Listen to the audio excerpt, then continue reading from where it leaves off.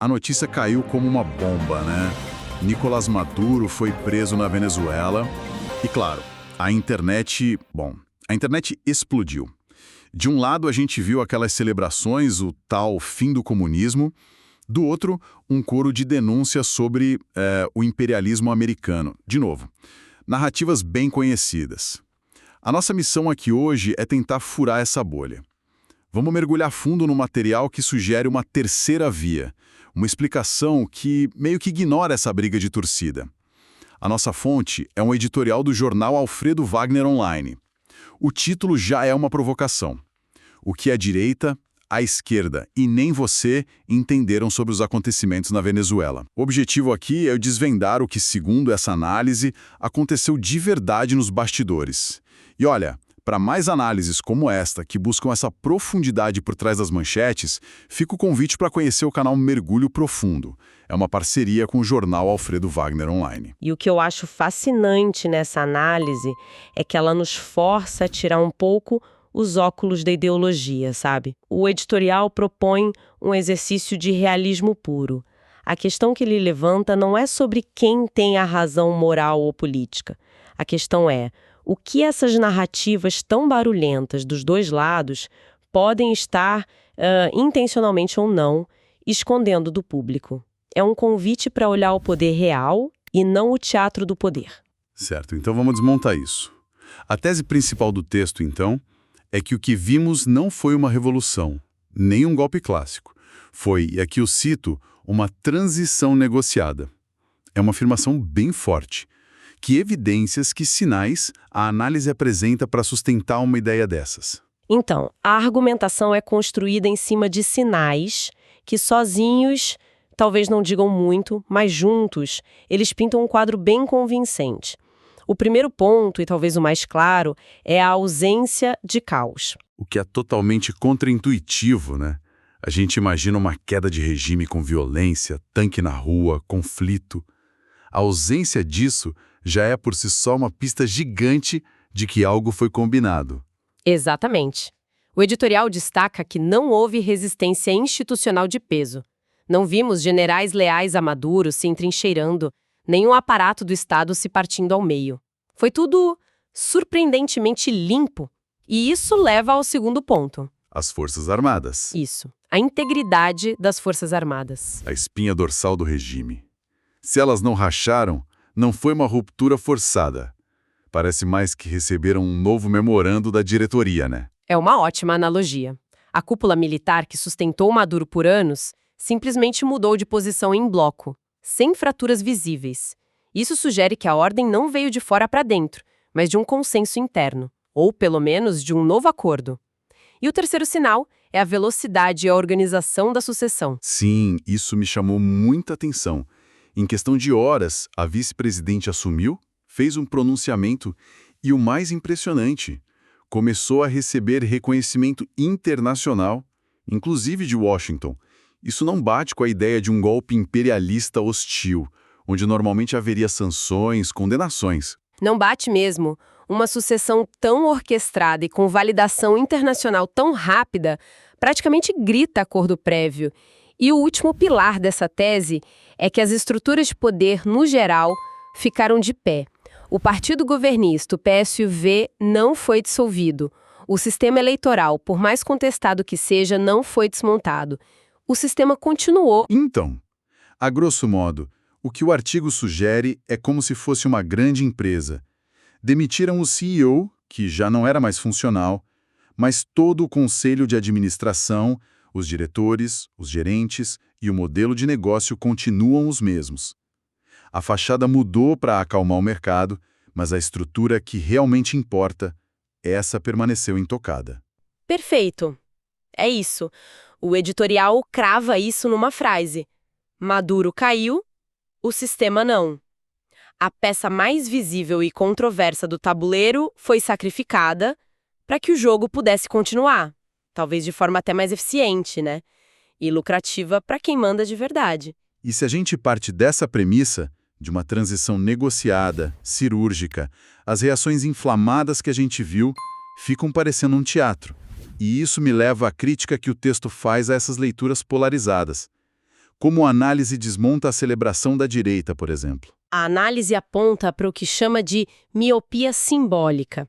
A direita focou toda a sua energia em comemorar a queda do símbolo, a figura do Maduro.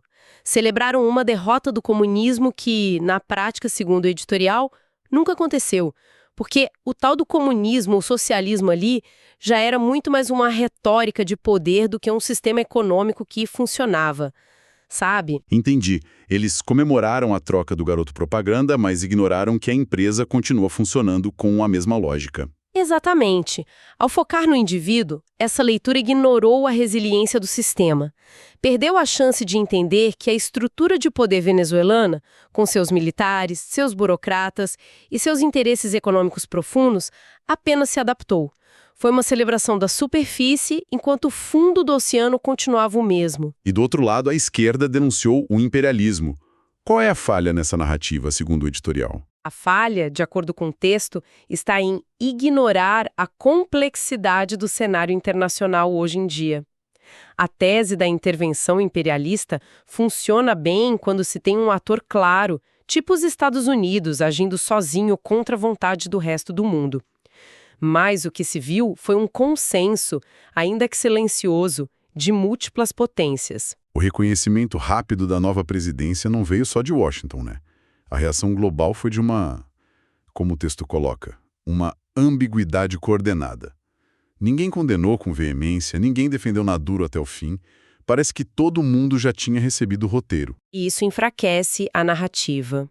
Quando China, Rússia, Europa e Estados Unidos, cada um à sua maneira, parecem aceitar o resultado, a história deixa de ser um conto de Davi contra Golias e se torna algo muito mais parecido com um acordo de acionistas de um grande conglomerado. A análise sugere que a esquerda se apegou a um roteiro antigo, da Guerra Fria, e não percebeu que o jogo geopolítico de hoje é muito mais pragmático. É como se a gente estivesse vendo um grande truque de mágica. A direita ficou hipnotizada pela mão do mágico que fez o pombo sumir. A esquerda ficou indignada com a mão que segurava a cartola. E ninguém viu o assistente trocando o cenário todo lá no fundo do palco. Essa analogia é perfeita. O artigo defende que a ideologia, nesse caso, foi a grande distração. Serviu para mobilizar as torcidas, criar uma cortina de fumaça, enquanto a verdadeira negociação acontecia longe dos microfones. E essa negociação ela é movida por interesses que não cabem em slogans. Tem até uma citação direta que resume isso. Na política global, ideologia é instrumento retórico. Interesse estratégico é o que move ações reais. Ok, essa frase é a ponte perfeita. Se a ideologia foi só o ruído, qual foi o sinal? Qual foi o verdadeiro motivo que, segundo o editorial, levou a essa mudança controlada? Imagino que a resposta comece com a palavra que define a Venezuela: petróleo. Sem dúvida. O petróleo é a primeira camada, mas não do jeito que a maioria pensa. A análise argumenta que o objetivo não era roubar o petróleo ou cortar o fluxo para a China, que é um cliente vital. Pelo contrário, o interesse era garantir e modernizar esse fluxo. E para isso, é preciso previsibilidade, estabilidade. Um regime à beira de um colapso caótico, como o de Maduro parecia estar, é péssimo para os negócios. Precisa de um operador confiável no comando. Precisamente. A ideia, segundo o texto, é reposicionar a Venezuela no mercado global. Aumentar a produção com mais tecnologia, mais eficiência, para inclusive pressionar os preços internacionais para baixo, o que interessa muitas economias. E para um projeto dessa magnitude, você precisa de um governo estável, não de uma figura que virou um pária internacional. O petróleo precisa fluir, e os compromissos, principalmente com a China, serão mantidos. A mudança foi de gestão, não de estratégia. Faz todo sentido. Mas a análise para por aí. É só sobre petróleo. Porque o texto usa uma expressão muito forte. Ele fala em um golpe real por trás do golpe aparente. Não para por aí. E aqui a gente entra no argumento talvez mais explosivo do editorial. Ele sugere que a ação não foi contra o comunismo, que é uma abstração, mas contra algo muito concreto e perigoso. O envolvimento do alto escalão do governo com as rotas do tráfico internacional de drogas com destino aos Estados Unidos. Ou seja, o problema deixou de ser político para virar um problema de segurança internacional. De crime organizado. O Maduro teria cruzado uma linha vermelha. Exato. A análise é que o regime de Maduro, a partir de um certo ponto, deixou de ser um problema ideológico tolerável e se tornou um risco operacional para interesses poderosos que transcendem a política. Quando o Estado se envolve diretamente em operações que afetam a segurança nacional de uma superpotência e desestabilizam fluxos financeiros globais, eles se tornam alvo. Tem uma frase no editorial que é um soco no estômago de tão direta. Quando um chefe de Estado passa de aliado tolerável a risco operacional, sua permanência se torna insustentável. Líderes caem, sistemas permanecem. Essa frase é a chave de tudo. Ela troca a complexidade da ciência política pela simplicidade de uma planilha de gestão de risco, né? Maduro não teria caído por ser socialista. Teria caído por se tornar uma variável imprevisível e perigosa num sistema logístico e financeiro que exige um máximo de previsibilidade. O sistema, a estrutura estatal venezuelana, por outro lado, é necessária para manter a ordem. Por isso, ele é preservado. Isso nos leva a uma ideia fascinante que o texto explora. O tal do consenso silencioso entre os líderes globais. A ideia de que essa transição foi combinada em conversas que a gente nunca vai saber que existiram. O editorial é bem assertivo nisso. Ele sugere que uma operação desse calibre não acontece sem um alinhamento prévio, mesmo que informal, entre os principais atores globais. Ele até cita que contatos entre figuras como Trump e Lula, por exemplo, não se dão só pelos canais oficiais. Há temas que, segundo o texto, são tratados em ambientes sem registro, sem ata e sem vazamento. A alta geopolítica que acontece longe das câmeras, né? E a prova desse consenso seria a reação mundial que a gente já comentou. A falta de surpresa, a aceitação quase protocolar dos fatos. Exatamente. Aquilo que pareceu confusão ou desorganização diplomática era, na verdade, o sinal visível do acordo. Quando um evento deste porte acontece sem grande alarde ou oposição real das grandes potências, é porque as linhas de comunicação funcionaram nos bastidores. O artigo argumenta que, no xadrez global, o silêncio de um jogador importante, como o Brasil, por exemplo, não é omissão, é uma forma de concordância. Não se opor é consentir. E, falando em Brasil, o editorial toca num ponto bem polêmico aqui. A tentativa de importar a crise venezuelana para o debate político brasileiro. O texto menciona uma declaração do deputado Nicolas Ferreira e classifica essa comparação como um erro grave. Por quê? Qual é a distinção fundamental que a análise faz? A distinção é crucial para entender a tese toda. O artigo argumenta que o governo brasileiro, seja ele qual for, pode e deve ser alvo de todo tipo de crítica política, econômica e ideológica. Isso é do jogo. Contudo, ele não enfrenta a acusação específica e gravíssima que, segundo o editorial, foi o gatilho na Venezuela, a de ser um narco-estado operando ativamente redes de tráfico internacional. Os contextos são, portanto, incomparáveis. A natureza da crise é completamente outra. Completamente outra, segundo essa perspectiva. A acusação que pesaria sobre o regime de Maduro é de natureza criminal, transnacional, afeta diretamente a segurança de outros países. Tentar traçar um paralelo direto com a situação política brasileira, por mais polarizada que esteja, é descrito no texto como um erro analítico grave ou retórica para consumo de bolha.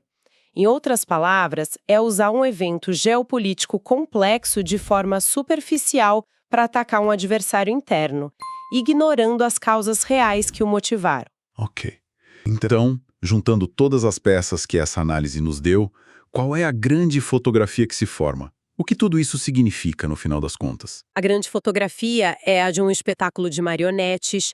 A conclusão do artigo é que o público foi mantido ocupado, distraído com uma briga de torcidas, que funcionou como uma cortina de fumaça perfeita, enquanto a direita celebrava uma vitória que não existiu e a esquerda lamentava uma intervenção que foi muito mais complexa.